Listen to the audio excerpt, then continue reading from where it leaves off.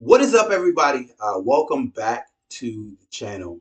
And today, basically, what I'm talking about is investing in Yieldmax ETFs through a bear market or through a downturn.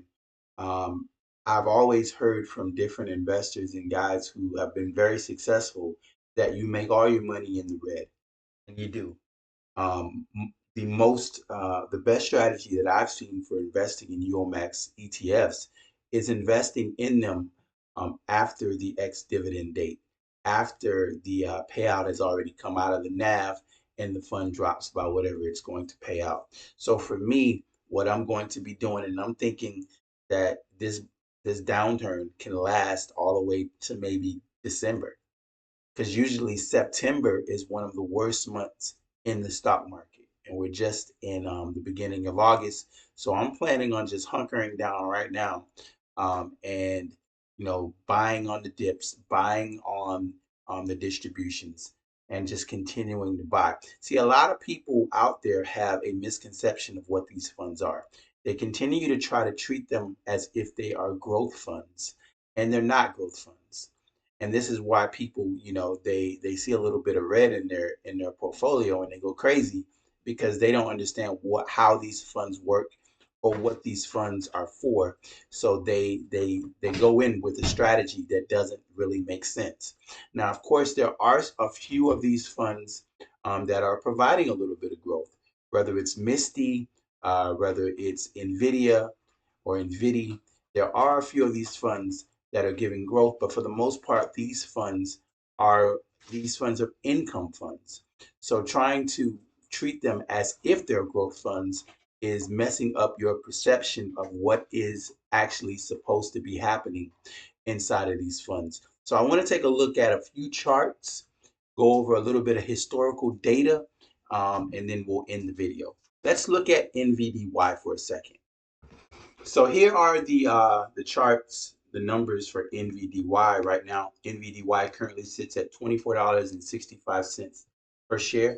I'm going to go all the way out to the max time frame, and I want to show you a few things. If you come down here, this is where NVDY was August 11th, 2023. It was all the way down to $20.69. Something happened right here that sent NVDY up to 24.86 on September 1st. And then the month of September happened. And you see how NVDY just trended down for a minute, all the way into October the 27th of 2023. It's all the way down to $20, right? And then once it comes out of October, look what happens once it gets out of October into the new year. You see that? This is what happened last year. These were the trends last year. It went all the way up. It was down here in August 11th. It went up into September, and then it came all the way down. And you see it all the way down to the 20s. And then once we came out of that period, which seems to be August, September, parts of October, and then you start going to that Santa Claus rally. And then you uh come out of December, and there you have it. So let me just say this is not financial advice. I'm not a financial advisor. And these past trends don't necessarily mean that it's going to happen in the future. But these are some of the things that I'm looking at when I'm looking at these Yieldmax funds. These are the things that happen. Now, if you look at the Tesla charts. The Tesla charts are completely different because Tesla never really had some sustained growth.